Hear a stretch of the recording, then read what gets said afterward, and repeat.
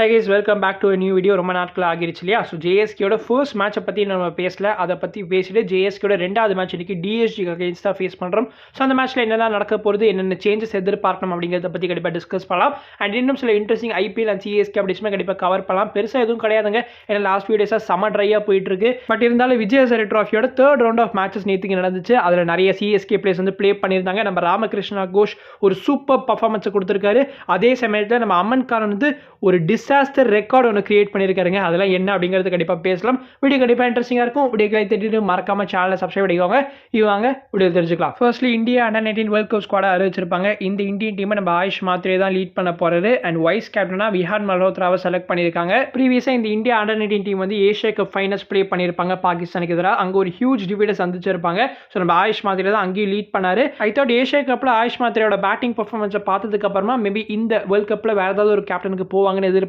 But AYUSH மாத்ரேயோட captains இந்த win record இருக்கு இல்லையா, அது ரொம்ப நல்லா இருந்திருக்கு. ஏன்னா ப்ரீவியஸாக நடந்த நிறைய டூர்ஸில் வந்து வின் பண்ணியிருக்கிறதுனால இந்திய டீம் அவரே பேக் பண்ணியிருக்காங்க, which is very good. So பார்க்கலாம் இந்த வேர்ல்ட் கப்பில் நம்ம இந்தியன் டீம் வந்து வின் பண்ணுறாங்களா இல்லையான்னு. இப்போ நம்ம விஎக்ஸ்டியோட தேர்ட் செட் ஆஃப் மேட்சஸ்க்கு வந்தோம்னா, மும்பை அண்ட் டெல்லி ப்ளே பண்ண மேட்சஸில் வந்து ரோஹித் சர்மா அண்ட் விராட் கோலி ப்ளே பண்ணல. Probably upcoming India vs New Zealand ODI series ஒர்க்லோட கருதி இந்த டோர்னமெண்ட்ல இனிமேல் அவங்க ப்ளே பண்ண போகிறது கிடையாது. சரி, அதெல்லாம் இருக்கட்டும். அமன் கானோட டிசாஸ்டர் ரெக்கார்ட்னு சொன்னீங்க, அது என்னன்னு கேட்குறீங்களா? ஸோ அமன் கான் வந்து Pondicherry vs Jharkhand game play பண்ணியிருப்பாரு. இந்த விஎக்ஸ்டி முழுக்கவே அமன் கானோட பர்ஃபார்மன்ஸஸ் வந்து not up to the mark தான். பட் இந்த game especially it was totally horrible. So 10 overs bowl பண்ணியிருக்காரு, 123 ரன்ஸ் கன்சீட் பண்ணியிருக்காரு, ஒரு விக்கெட் தான் எடுத்திருக்காரு. அவரோட economy rate 12.3. Just for the reference, மற்ற பாண்டிச்சேரி பவுலர்ஸ் யாருமே 8 எக்கானமி ரேட் கூட வந்து எக்ஸீட் பண்ணல.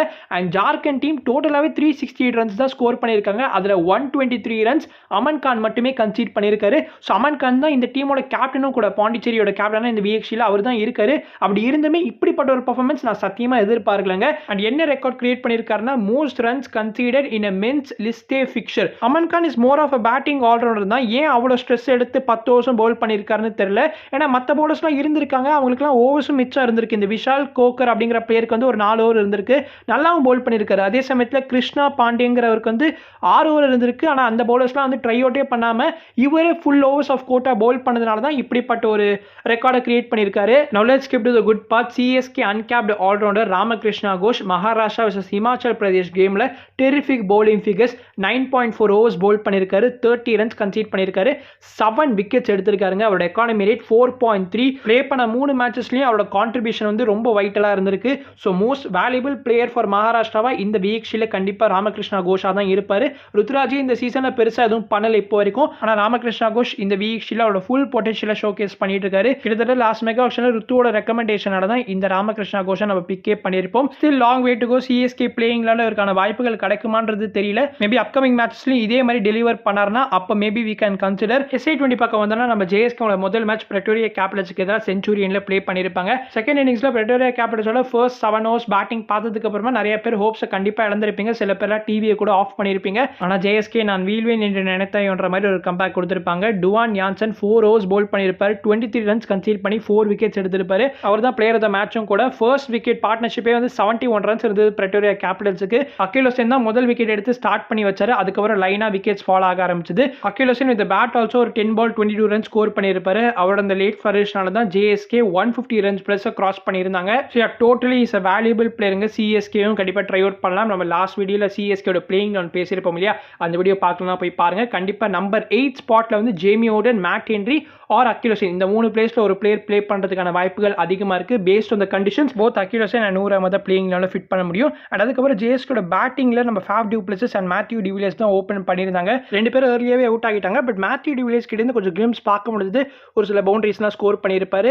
S this guy can bat அப்படிங்கிறத காமிச்சிருக்காரு. லெட்ஸ் சி அப்கமிங் கேம்ஸ்ல எப்படி பெர்ஃபார்ம் பண்றாருன்னு பார்க்கலாம். ஃபேஃப் டு பிளஸஸ்க்கு நிறைய பால்ஸ் இன்டு த பாடியிலேயே போட்டுட்டு இருந்தாங்க.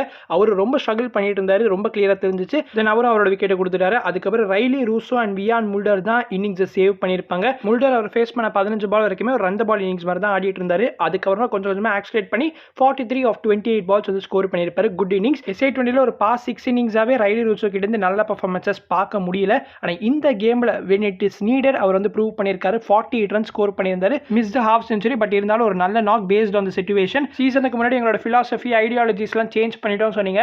ஆனால் எனக்கு பெருசாக எந்த ஒரு மாற்றமும் தெரியலங்க. Same usual Super Kings performance எப்படி இருக்குமோ அந்த மாதிரி தான் இருந்துச்சு. நம்மளோட 2 அண்டர்-23 player Steve Stoke and Neil டிம்மஸ்க்கு வாய்ப்பு கிடைக்கும் இருக்கும்னு நினைச்சோம். இந்த முதல் கேம்ல அவங்களுக்கு வாய்ப்பு கிடைக்கல. Maybe later half of the டோர்னமெண்ட்ல ஒரு சர்ப்ரைஸா இவங்க 2 பேரையும் வச்சிருக்காங்களான்னு பார்க்கணும். ரஞ்சானோட இன்க்ளூஷன் ஐ டென்ட் எக்ஸ்பெக்ட். அதுக்கு பதிலா ஒரு லோக்கல் பேட்டருக்கே போகலாம் நெக்ஸ்ட் மேட்ச்ல. Faf du Plessis during the toss time என்ன சொல்லியிருப்பாருன்னா, Nandre Burger and Daniel Worrall 2 பேருமே ரெக்கவரி ப்ராசஸ்ல இருக்காங்க. கூடிய சீக்கிரம் கண்டிப்பா மேட்சஸ் ப்ளே பண்ணுவாங்கன்ற மாதிரி சொல்லியிருக்காரு. தென் டுவான் யான்சன் பத்தி ஒரு சில விஷயங்களை கிளாரிஃபை பண்ணிடுறேன். அவர் வந்து டெம்பரரி ரீப்ளேஸ்மெண்டா வந்திருக்காரு, இல்ல பெர்மனன்ட் ரீப்ளேஸ்மெண்டா அப்படிங்கிறது சில பேருக்கு தெரியல. ஸோ வந்து டெம்பரரி ரீப்ளேஸ்மெண்டா தான் ஜாயின் பண்ணியிருக்காரு. ஜேம்சன்ஸுக்கு பதிலாக ஜோரிக் வேன் ஸ்காக்வேக்ன்ற ஒரு பிளேயரை சைன் பண்ணியிருந்தோம். ஸோ அந்த பிளேயர் வந்து அண்டர் 19 வேர்ல்ட் கப் கமிட்மெண்ட்ஸ்னால வந்து இந்த சீசன் என்னால் ப்ளே பண்ண முடியாதுன்னு சொல்லியிருப்பாரு. ஆனால் இப்போ கேம்பில் தான் ஐ திங்க் ப்ரெசென்ட்ல இருக்காரு. மேபி இப்போ லீவ் ஆகியிருக்கலாம். ஸோ அவருக்கு பதிலாக தான் நம்ம வந்து டுவான் யான்சனை சைன் பண்ணியிருந்தோம். ஓகேங்களா, அதாவது ஜோரிக் வேன் ஸ்காக்வேக் வந்து சைன் பண்ணதுக்கு அப்புறமா அவர் அண்டர் 19 வேர்ல்ட் கப் கமிட்மெண்ட்ஸ்னால போக போறேன்னு சொன்னதுனால தான் நம்ம திரும்ப டுவான் யான்சனை சைன் பண்ணியிருப்போம். ஜேம்சன்ஸுக்கு பதிலாக டெம்பரரி ரீப்ளேஸ்மெண்டாக வந்தவர் தான் டுவான் யான்சன். ஸோ ஜனவரி 5th வரைக்கும் தான் டுவான் யான்சனால இருக்க முடியும். டுவான் யான்சனோட சர்வீசஸ் கண்டிப்பாக நம்ம மிஸ் பண்ண போறோம். I at least hope that Nandre Burger gets fit soon. யான்சனால அட்லீஸ்ட் ஒரு 3 more கேம்ஸ் ப்ளே பண்ண முடியும், இன்க்ளூடிங் டுடேஸ் கேம். அப்படியே நம்ம டெவால் பிளேஸோட பர்ஃபார்மன்ஸஸ்க்கு வந்தோம்னா இந்த SA20ல back to back low scores for him. First கேம்ல நம்ம JSKக்கு எதிராக 6 ரன்ஸ்க்கு அவுட் ஆகியிருப்பாரு. அண்ட் நேத்துக்கு SECக்கு எதிராக 12 ரன்ஸ்க்கு அவுட் ஆகியிருந்தாரு. He's trying to hit every single ball. அதுதான் பிரச்சனையே. நம்பர் 4ல வரீங்கன்னா you have to build the innings and கொஞ்சமாவது கேம் அவேர்னஸ் இருக்கணும் இல்லையா. ஃபர்ஸ்ட் கேம்ல வந்து 169 தான் டோட்டலே. உங்களோட ஓப்பனர்ஸே பாதி வேலையை முடிச்சுட்டு போயிட்டாங்க. மீதி இருக்கிற அந்த 90 ரன் கூட அவங்களால சேர்த்து அடிக்க முடியல. கண்டிப்பா Brevis has to take the responsibility. Pretoria Capitals அவ்வளவு தொகையை கொடுத்து சைன் பண்ணியிருக்காங்கன்னா கண்டிப்பா they are expecting something from him. ஆனால் இந்த மாதிரிலாம் ப்ளே பண்ணிட்டு இருந்தாருன்னா நெக்ஸ்ட் ஆக்ஷனுக்கே பிரேவிஸ் வந்தாலும் ஆச்சரியம் கிடையாது. IL T20ல கல்ஃப் ஜெயின்ஸோட டீம்ல தான் நம்ம ஜேம்சன்ஸ் இருந்தாரு. ஸோ அந்த டீம் எலிமினேட் ஆகினதுனால இப்போ SA20 கமிட்மெண்ட்ஸ்க்காக நம்ம ஜேம்சன்ஸ் இங்க சவுத் ஆப்பிரிக்காவுக்கு கூடிய விரைவில் வருவார்னு எதிர்பார்க்கப்படுது. இந்த SA20ல பேக் டு பேக் கேம்ஸ் வந்து பிரிட்டோரியா கேபிட்டல்ஸ் லூஸ் பண்ணியிருக்காங்க. அவங்களோட main man Andre Russell hasn't arrived. So Abu Dhabi Knight Riders கமிட்மெண்ட்ஸ்க்காக அவர் இன்னும் IL T20ல இருக்காரு. ஸோ அங்கே முடிச்சதுக்கு அப்புறமா தான் இங்கே வருவார் போல. அண்ட் ஆண்ட்ரே ரசல் வந்தாருன்னா மேபி இவங்களோட ஃபார்ச்சூன்ஸ் கொஞ்சம் சேஞ்ச் ஆகலாம். வீடியோ முடிக்கிறதுக்கு முன்னாடி RCB டீம்லேருந்து ஒரு மேஜர் அப்டேட். நம்ம எஸ் தேல் இருக்காரு இல்லையா. ஸோ எஸ் தேல் இந்த சீசனில் ப்ளே பண்ண போறாரா இல்லையா அப்படிங்கிறது ஒரு பெரிய கொஸ்டினாக மாறி இருக்கு. இந்த வருஷம் UP T20 லீக்லையுமே S Dela participate பண்ணுறதுக்கு அலோவ் பண்ணியிருக்க மாட்டாங்க. ஸோ IPL வந்து அவர் கண்டிப்பாக ரிலீஸ் செய்வாங்கன்னு தான் எதிர்பார்த்தோம். ஆனால் RCB ஃபார் அ சர்ப்ரைஸ் அவர் ரீடைன் பண்ணி வச்சிருந்தாங்க. இந்த யாஸ் டேலோட கேஸ்ல கோர்ட் இப்போ அவரோட ஆன்டிசிபேட்டரி பெயிலை வந்து ரிஜெக்ட் பண்ணியிருக்காங்க. இப்போ வர செய்திகள்லாம் வச்சு பார்த்தோன்னா Yash Dayal can't participate in this IPL 2026 season. So அவருக்கு பதிலாக ரீப்ளேஸ்மெண்ட் RCB சைன் பண்ண போறாங்களா, அதுதாங்க மேஜர் டாக்கிங் பாயிண்டாகவே இருக்கு. ஃபர்ஸ்ட் ஆஃப் ஆல் இவங்க ரீப்ளேஸ்மெண்ட் அனௌன்ஸ் பண்ண வைக்கிறதே ஒரு பெரிய தப்பாக தான் நான் பார்க்குறேன். ஏன்னா ரிட்டென்ஷன் அப்பயே உங்களுக்கு கண்டிப்பாக தெரிஞ்சிருக்கும் எஸ் டேல் இந்த சீசனில் மோஸ்ட் ப்ராபப்லி பார்ட்டிசிபேட் பண்ண முடியாதுன்னு. ஆக்சுவலி இந்த பார்ட்டிசிபேஷனால நான் செகண்டரின்னு தான் சொல்லுவேன்.